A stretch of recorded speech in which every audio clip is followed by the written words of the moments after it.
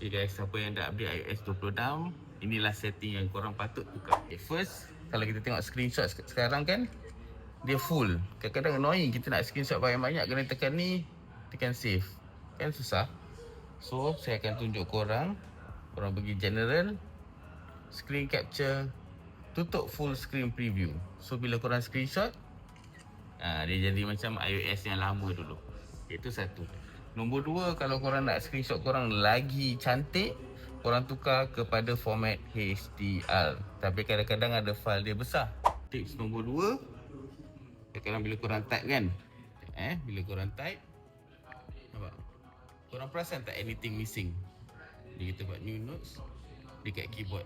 Okay, sekarang ni by default kadang-kadang dia tak tunjuk dia punya karakter tu.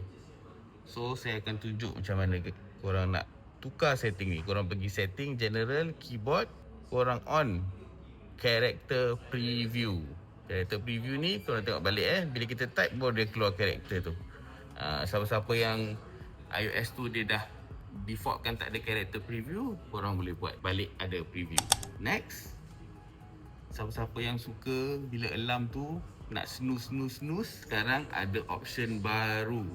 Option baru, and kalau alarm, kita buat alarm baru, kita ada snooze duration up to 15 minutes. Kan? So, bila korang tekan snooze tu, korang boleh tidur lagi 15 minit.